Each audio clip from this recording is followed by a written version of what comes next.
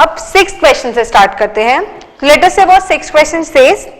The perpendicular from two vertices B and C to the opposite faces of a tetrahedron ABCD intersect. Prove BC is perpendicular to AD and perpendicular from A and D to the opposite faces also intersect. तो सबसे पहले तो देखते हैं कि question में दिया क्या है. Let's try to understand what the question says. So what we are solving is right now 6th question. So the question says the perpendicular from two vertices B and C to the opposite faces of a tetrahedron ABCD intersect. So basically what we have in a question is a tetrahedron ABCD. तो पहले तो एक tetrahedron draw करते हैं. So let us say this is our tetrahedron ABCD.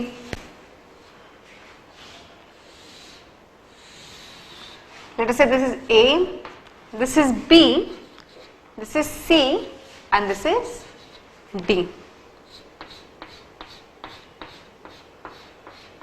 So ये है हमारा tetrahedron ABCD. Now the question says the perpendicular from B and C to the opposite faces of the tetrahedron intersect. मतलब अगर मैंने B से opposite face ACD पे एक perpendicular draw किया, let us say this perpendicular is BM and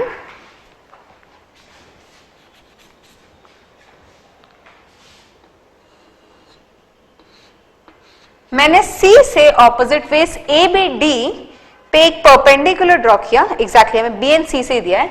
so C से मैंने opposite face पे एक परपेंडिकुलर ड्रॉ किया. लेट अस से ये है perpendicular N. So we have that B, we know that now is BM is perpendicular to the face ACD of the tetrahedron and CN is perpendicular to the face ABD of the tetrahedron. और question में दिया है कि ये दोनों intersect करती है. Let us say they intersect at some point P. Now what we have to prove is BC is perpendicular to AD. ये है क्वेश्चन का first part. We have to prove that BC is perpendicular to AD. Or we can say that BC vector is perpendicular to AD vector. और इसको prove करने के लिए अगर हम ये प्रूव कर दें that BC vector dot AD vector equals to 0, तो हम प्रूव कर पाएंगे कि BC is perpendicular to AD because इस केस में ना ही BC अपने आप में 0 है ना ही AD वेक्टर 0 वेक्टर है, क्योंकि दोनों टेट्राहेड्रन की साइड्स को रिप्रेजेंट कर रहे हैं. तो दोनों वेक्टर्स तो ऑब्वियसली 0 नहीं है. अगर ये इनका डॉट प्रोडक्ट 0 है मतलब इनके बीच का एंगल 90 डिग्री है और तभी इनका डॉट प्रोडक्ट 0 हो सकता है. Let us see what is BC vector here. BC vector in this case is this vector AC vector minus AB vector. तो हम कुछ अजम्पशंस ले लेते हैं, यहाँ पे कुछ वेक्टर्स अज्यूम कर लेते हैं. लेट अस से जो हमारा ओरिजिन है वो है A वेक्टर. AB वेक्टर को हम कहते हैं B वेक्टर, AC वेक्टर को हम कहते हैं C वेक्टर और AD वेक्टर को हम कहते हैं D वेक्टर. और ये जो पॉइंट ऑफ इंटरसेक्शन है P, लेट अस से इसका पोजीशन वेक्टर है P vector. Now we have to prove that BC is perpendicular to AD और BC dot AD equals to 0. तो यहाँ से what would be BC vector now? It would be AC vector minus AB vector, which is this case C vector minus B vector dot AD vector हमने यहाँ assume किया है this is equals to D vector and this is equals to C vector dot D vector minus B vector dot D vector. तो basically अगर हमें C vector dot D और B dot D की value मिल जाए तो हम prove कर पाएंगे that BC dot AD is equals to 0 और ये हमारा क्वेश्चन का फर्स्ट पार्ट सॉल्व हो जाएगा. सो BC डॉट D और B डॉट D की वैल्यू पता करने के लिए हमें क्वेश्चन में कुछ दिया है.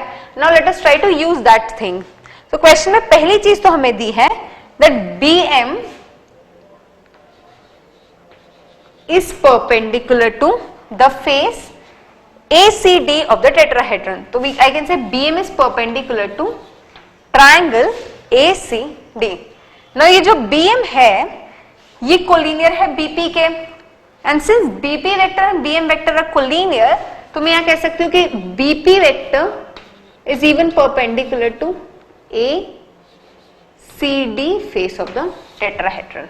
Now, अगर BP vector is perpendicular to the triangle ABCD, so it would be perpendicular to each and every side of the triangle ACD. तो यहां से मैं कह पाऊंगी that BP vector would be perpendicular to AC vector, which is one side of the tetrahedron triangle.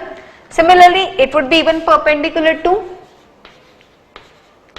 AD vector, which is the other side of the triangle, and similarly it would be even perpendicular to CD vector. Now, अगर इसको हम solve करें तो हमें मिलेगा BP vector dot AC vector equals to 0.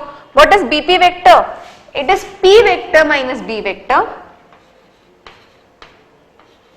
या फिर इसे हम कहें AP vector minus AB vector, which is equals to P vector minus B vector dot AC vector, which is C vector. This is equals to 0.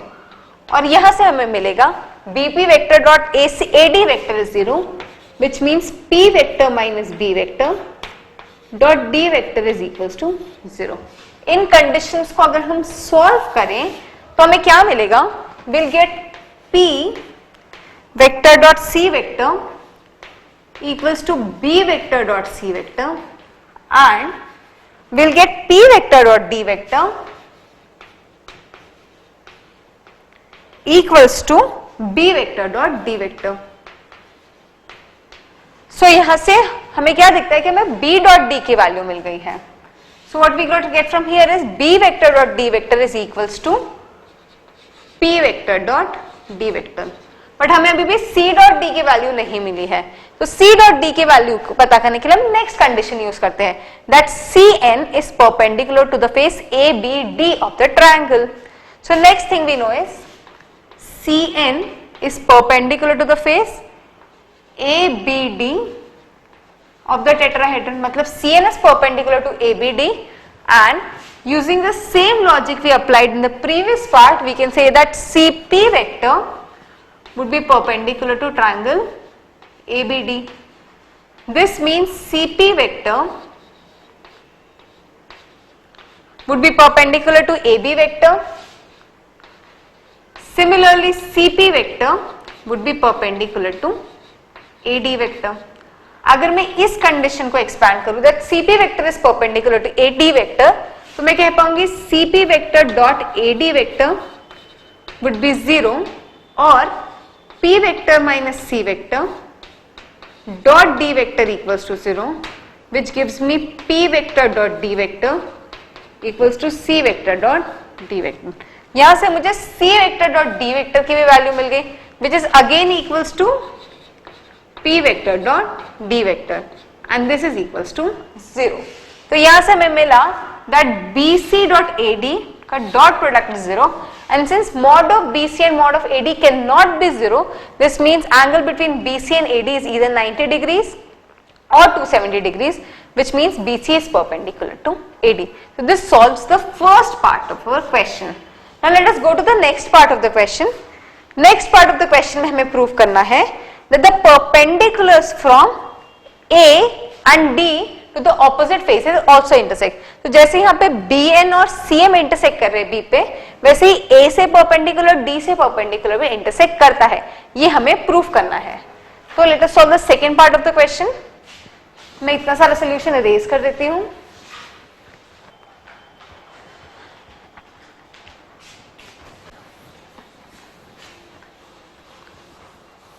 अब हम यहाँ पे perpendiculars from A और D ड्रॉ करते हैं.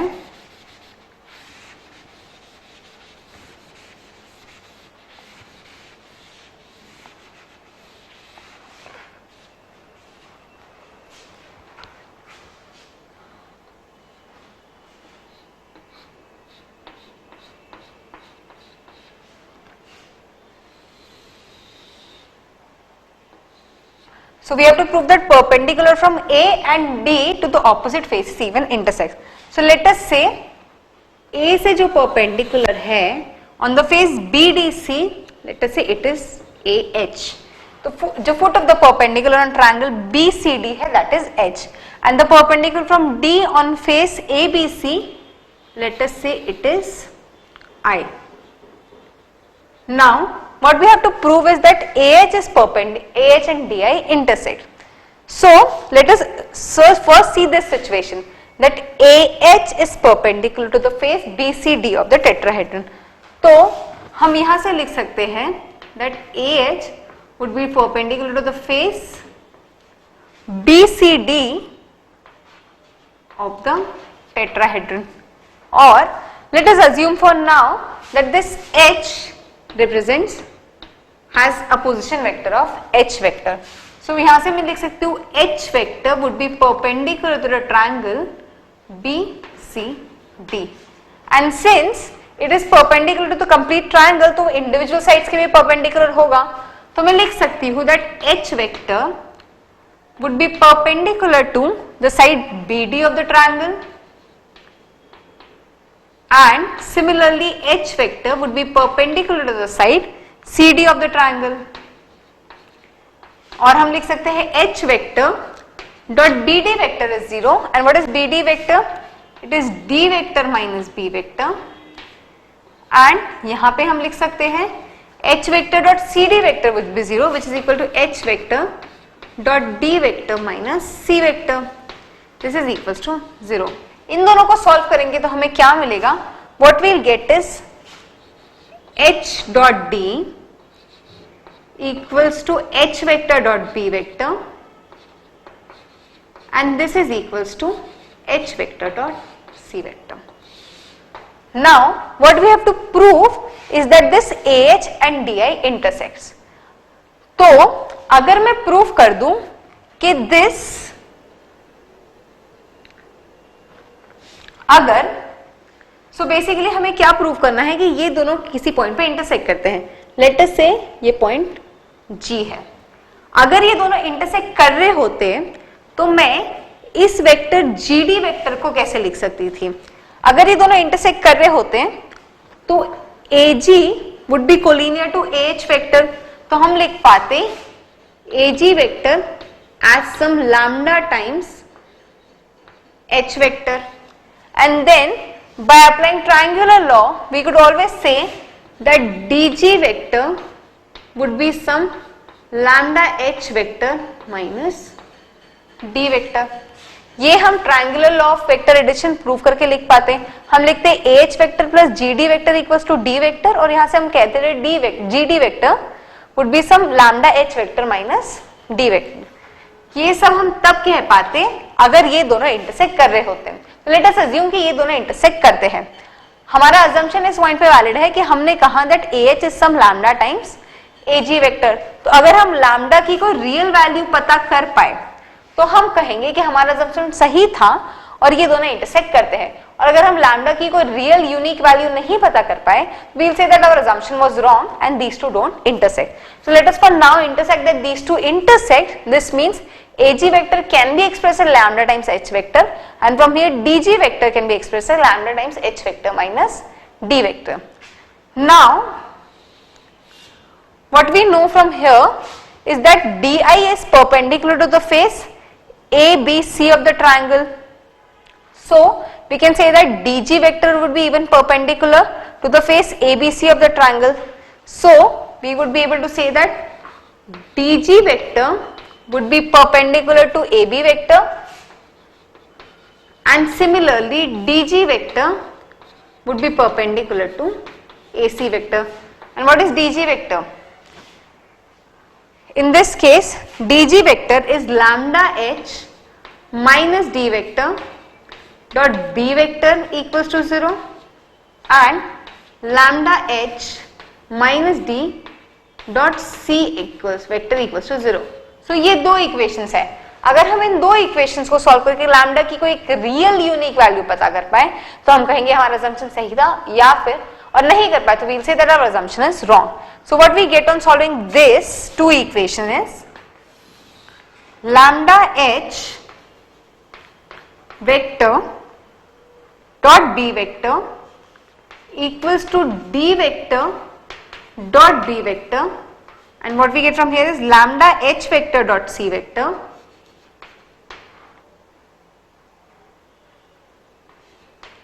equals to D vector dot C vector. Now what we have from here is that lambda h vector dot b vector is equals to h vector dot c vector.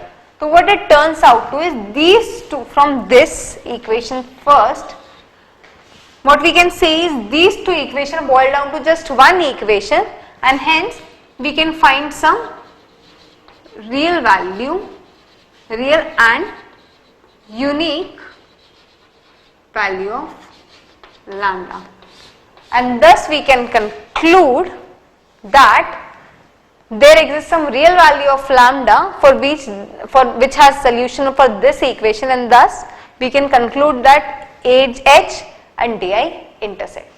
I hope ये second part सबको clear था. Specially यहां से ये जो concept हमने use किया, हमने कहा that AG vector would be some lambda times H vector, फिर हमने जीडी वेक्टर को एच वेक्टर के टर्म्स में एक्सप्रेस किया, और फिर हमने यहां से कहा बिकॉज ऑफ दिस इक्वेशन, ये दोनों equation boils down to just one equation, and thus there exists some real and unique value of lambda, and thus our assumption was right that ag vector is lambda times h vector, which means that ah vector and di vectors intersect. Clear है ये question सभी को? First part और second part दोनों बिल्कुल clear, कोई भी doubt नहीं? Okay, so now let us solve the seventh question of the sheet. So अब हम सेवेंथ क्वेश्चन सॉल्व करते हैं.